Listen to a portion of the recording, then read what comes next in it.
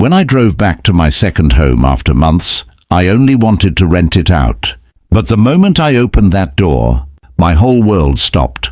Standing inside, in my living room, was my daughter-in-law, and a man who wasn't my son. I didn't scream. I didn't even move. I just watched the betrayal unfold in the house that once held my son's dreams. That day I promised myself one thing. I won't shout. I won't fight. But I'll make sure the truth destroys every lie they ever built. If this story touched your heart, don't forget to subscribe for more true and untold stories, where pain turns into power and truth always finds its way. I never thought silence could be this loud. Every morning since my son died, I wake up, sit on the porch, and stare at the empty chair beside me. That chair used to hold his laughter, his coffee cup, his voice calling me Dad with that playful grin that only he had. My son's name was Daniel, 30 years old, bright, kind, and full of dreams. He was a firefighter in Denver. I still remember the day he told me he wanted to serve people. I told him it was a dangerous job, but he said danger was the price for saving lives. 3 years ago, a warehouse fire collapsed on his unit. They said he saved 2 workers before the ceiling came down. By the time they pulled him out, it was too late. I buried my only son on a cold morning, holding his badge in my hand, wondering how a father keeps breathing when his reason to live is gone. For months, I couldn't even walk into his room. Everything smelled like him. His jacket still hung behind the door, his boots still beside the bed. The only thing that kept me moving was Emily, his wife. Emily was young, polite, and always called me Dad. Used to think she was the best thing that ever happened to Daniel. During the funeral, she cried harder than anyone else. I felt sorry for her. She said she couldn't live in their house anymore, that every corner reminded her of Daniel. I told her to take her time. After that, I barely saw her. She said she moved closer to her parents for peace. She sent a few texts now and then. I thought she was trying to heal. I respected that. One day, while sorting through old files, I came across the deed to my second house. It was a small property near Boulder. I had bought it years ago as an investment, but it had been empty since before Daniel's death. Property tax bills were piling up, so I decided it was time to rent it out. I hadn't visited in years. That was a simple plan. Drive to Boulder, check the house, call a realtor. But that simple plan was about to show me a truth that would burn deeper than any fire my son ever faced. It was a clear Saturday morning. I packed my tool bag, grabbed the spare keys, and set out for Boulder. The highway was quiet, the sun hanging low over the hills. For the first time in months, I felt a sense of purpose. Maybe fixing up that old place would help me move on. I still remember the smell of Daniel's cologne in the truck. I had never washed the seat he used to sit on. Maybe that's strange, but grief makes people hold on to little things. Halfway through the drive, I stopped at a diner I used to visit with him. The waitress Nancy recognized me. "Long time, Mr. Miller. How you been?" she asked. I forced a smile. "Doing all right. Just heading to Boulder to check the old place." She nodded softly, the way people do when they don't know what to say. I drank my coffee in silence, thinking of Emily again. She had stopped answering calls lately. I assumed she was rebuilding her life. I had even thought about offering her the second house at a discount if she needed a place to stay. That was the kind of man I wanted to be, kind, understanding. When I reached the town limits, nostalgia hit me hard. The streets looked smaller. The corner store still had the same faded sign. My second home sat at the edge of a quiet neighborhood, surrounded by pine trees. It was Daniel who helped me paint it, white the summer before he joined the fire department. We had grilled burgers in the backyard that day. I could still hear his laughter. I parked the truck, grabbed the keys, and stepped out. The air was cool. A few dry leaves scattered under my boots. But as I walked closer, something felt off. The grass was trimmed. The porch lights were working. There was a flower pot near the door that I never bought. My first thought was that maybe the realtor had sent someone for maintenance, but then I noticed the mailbox. It had mail inside. Fresh envelopes. One of them had Emily's name on it. My heart skipped. What was Emily's mail doing here? I walked up to the door. The curtains were drawn. The faint sound of a TV came from inside. My hand trembled as I turned the knob. It was unlocked. That was the moment when every memory of Daniel flashed before my eyes. His voice, his wedding, his funeral, and then the sharp question that cut through everything. What was she doing here? I stepped inside, my heart pounding in my chest. The air smelled like perfume, soft and sweet, definitely not the dusty scent of an empty house. The living room lights were on. The rug was new. A woman's purse sat on the coffee table beside 2 glasses of wine. I took a step forward and the floor creaked. Then I heard it, a laugh, a man's laugh. It came from upstairs. For a few seconds I couldn't move. My brain refused to believe what my ears were hearing. I wanted to think maybe someone broke in. Maybe I got the wrong house. But then I saw a framed photo on the wall. Daniel and Emily. The same photo from their wedding, smiling with white roses behind them. That photo used to hang in their home. I gave it to her after the funeral. She had said she couldn't bear to look at it anymore. But here it was, in my second house. I clenched my jaw. I forced myself to climb the stairs slowly, every step heavier than the last. The closer I got, the louder the voices became. Then, from the half-open bedroom door, I saw them.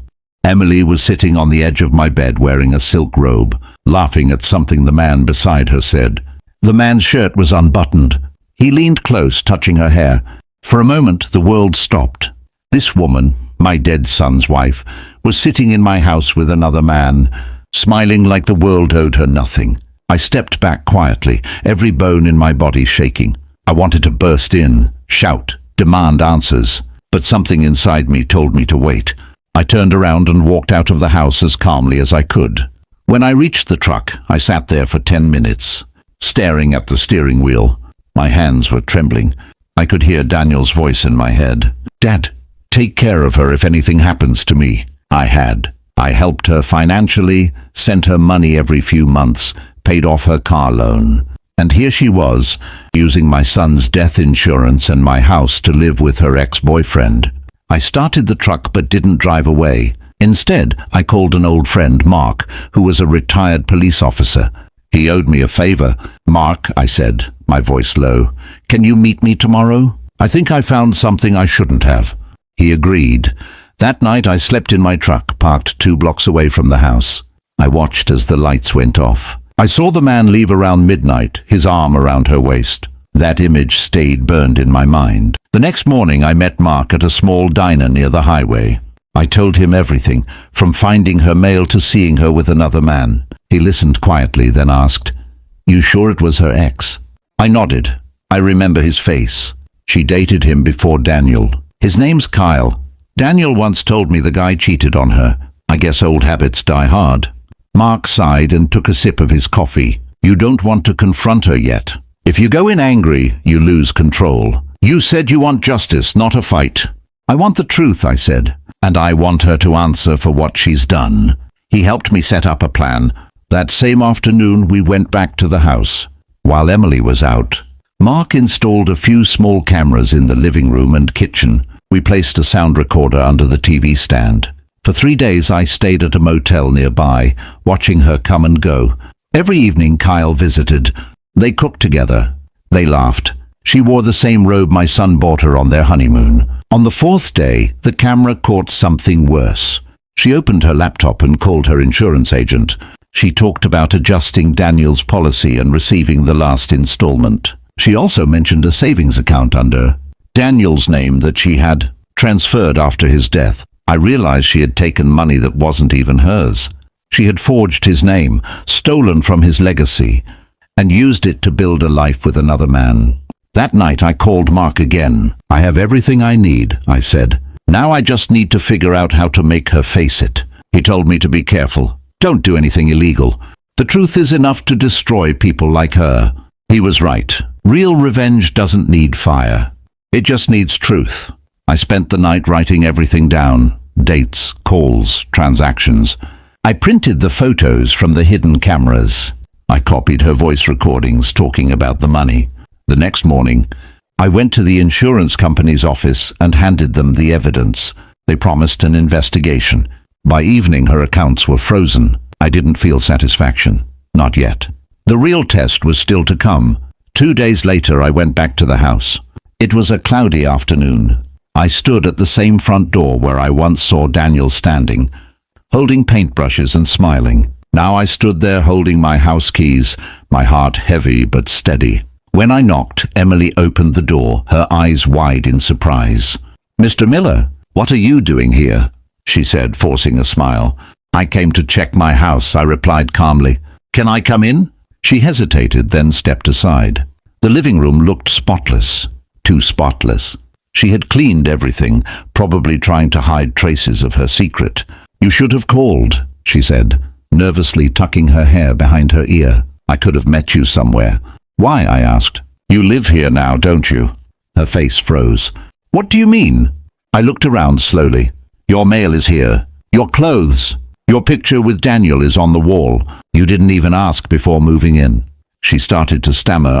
I just needed a place to stay for a while. I thought you wouldn't mind." "With your boyfriend?" I said, looking her straight in the eye.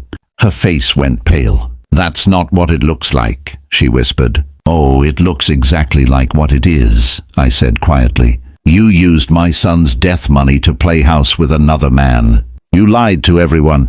You told me you were grieving while you were living in his father's home, drinking wine with your ex." Tears welled in her eyes. "Please, I didn't mean to hurt anyone. I was lonely. Kyle just helped me cope." "By stealing?" I said. "By forging Daniel's name." Her eyes widened in shock. She didn't know I knew. "Your accounts are frozen," I said coldly. "The insurance company is investigating you for fraud. You might want to call a lawyer." She gasped, covering her mouth. "You reported me?" "I gave them the truth," I said. "The same truth you tried to bury along with my son's memory." She started crying, begging me to listen. But I didn't. I turned toward the door. Before leaving, I looked back once. "You already buried my son once, Emily. I just buried your lies." And then I walked out, leaving her sobbing on the floor. That day I didn't feel joy, just silence, the kind that follows a storm. After that confrontation, I didn't sleep much. I stayed in a motel near the old highway for a few nights, just thinking. Every time I closed my eyes, I saw Daniel's face. I heard him laughing, calling me Dad, telling me about his plans for the future. I kept asking myself the same question. Where did I go wrong? How did I not see who she really was? On the third day, I got a call from Mark. "They froze all her accounts," he said. "The insurance company confirmed she used forged documents. The police are opening a case. You did the right thing." But it didn't feel right. I wasn't celebrating. It felt like cleaning up a graveyard. That afternoon, I drove past the second house again. Her car was gone. The blinds were shut tight. The house looked empty again, just like before. But this time it didn't feel like mine anymore. The neighbors across the street waved. One of them, Mrs. Jacobs, walked over. "Are you the owner?" she asked. "That young woman living here caused quite a scene 2 nights ago. Cops came, shouting. Some man left in a hurry. Looked like trouble." I nodded quietly. "Yes, ma'am. That was my tenant. She won't be staying anymore." When I drove away, I felt something change inside me. For the first time since Daniel's death, I wasn't crushed by grief. I was angry, yes, but also free. The truth had burned away everything fake. That night, I went home and pulled out a box of Daniel's old things. His uniform badge, his watch, his journal. Inside that journal, I found a note he wrote a few months before he died. It said, "No matter how bad things get, Dad, always choose the right thing. Don't let pain make you bitter." Reading that hit me hard. He had no idea how much those words would mean one day. A week later, I got a letter from the insurance company. They thanked me for reporting the fraud. Emily's claim was revoked. She was being investigated for forgery and identity misuse. Then I got a call from Mark again. "She's in deep trouble," he said. Her ex-boyfriend turned on her. He gave a statement saying she made him believe the money was hers. He's walking free and she's facing charges alone. Karma had arrived. Still, I didn't feel like celebrating. I sat on the porch, staring at the sunset. I thought about Emily crying that day, begging me to listen. Maybe she really was lonely. Maybe life had broken her. But none of that gave her the right to destroy what Daniel stood for. A few days later, I went to the courthouse for a routine statement. She was there, sitting in the waiting area, wearing a grey sweater, her face pale and empty. When she saw me, she froze. She stood up slowly and said, "Mr. Miller, please. I didn't mean for it to end like this." I looked at her for a long moment. "You had everything, Emily, my son's love, my respect. You could have started over with honesty. But you chose lies." Tears rolled down her cheeks. "I was lost." "So was I said quietly. "But I didn't destroy anyone to find my way." The bailiff called her name. She turned away, wiping her face. I didn't watch her walk into that courtroom. I just turned and left. Some endings don't need to be witnessed. I didn't sleep that night. I just sat in my truck parked outside the second home, staring at the house that used to be my son's pride. I could see faint light from the living room window. Their shadows moved inside, laughing, touching, drinking. Every smile she gave him felt like a knife twisting inside my chest. So I made a decision. If she could live in lies, I could live in patience. If she could plan betrayal, I could plan truth. The next morning, I drove back into town and bought a small set of security cameras, simple, hidden ones. I also stopped by the insurance office. The woman at the desk remembered me. She spoke kindly when she heard my son's name. When I asked a few questions about his policy, she looked surprised that someone had already filed for an additional claim just 3 months ago, under my son's name, with my daughter-in-law listed as executor. That was the moment everything clicked. She wasn't just unfaithful, she was greedy. She was stealing what my son had earned with his life.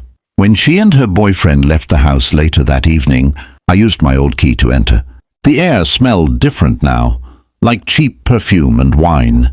The framed photos I once hung were gone. In their place were party pictures, new decorations, and even a new nameplate at the door that read Emily and Brian. My hands trembled as I walked through the house. I didn't touch anything. I just worked quietly, placing the first camera behind the bookshelf, another near the kitchen counter, one inside the hallway light fixture. I wanted the house to speak for itself. Before leaving, I noticed a half-open drawer in the bedroom.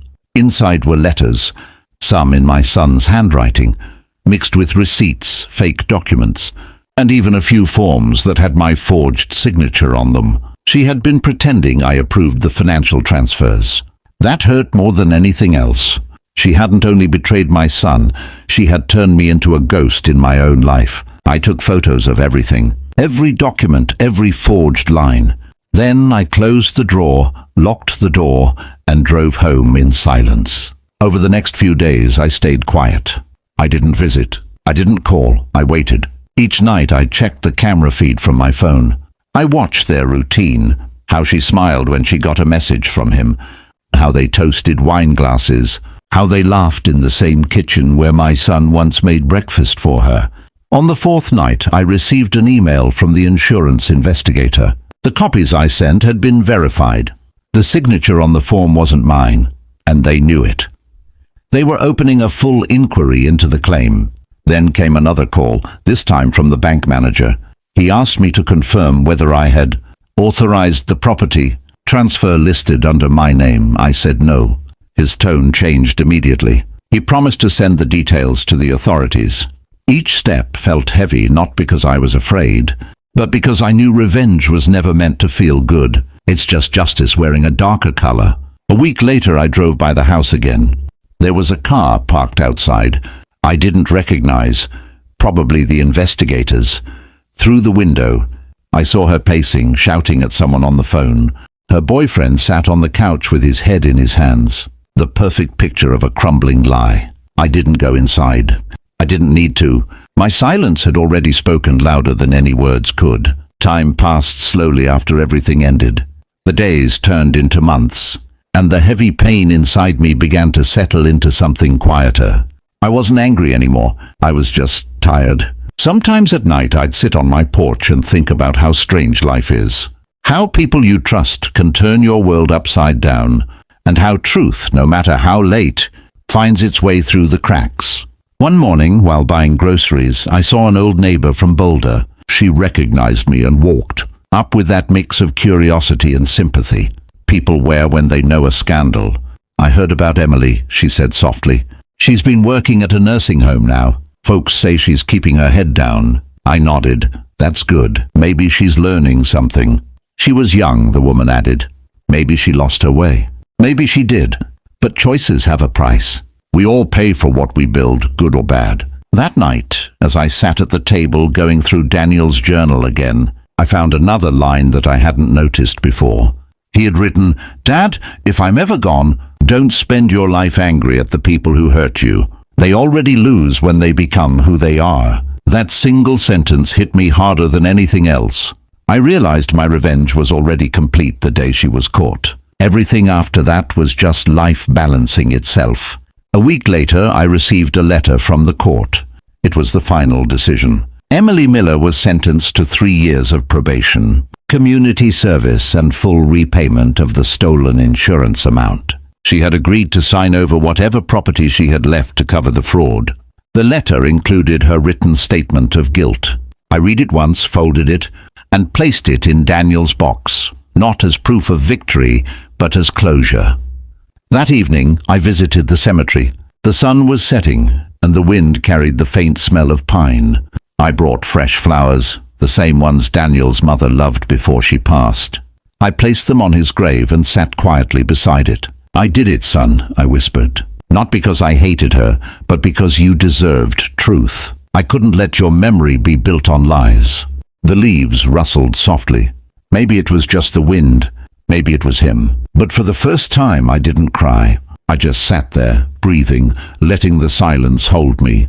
As I walked back to the truck, I felt something I hadn't felt in years. Peace. Real solid peace. The kind that doesn't shout. The kind that just settles into your bones and stays there. A full year passed before I realized I could talk about Daniel without breaking down.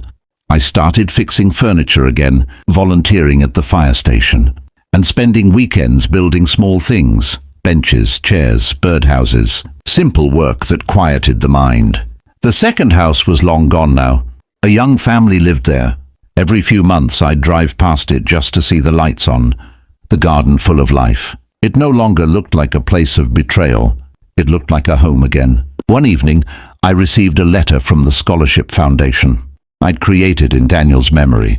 It said the first scholarship recipient, a 22-year-old man named Jason, had graduated with honors and joined the same fire department where Daniel once worked. The letter included a small note from Jason himself. He wrote, "Mr. Miller, your son's story inspired me to become a firefighter. I hope to live up to the name on this scholarship.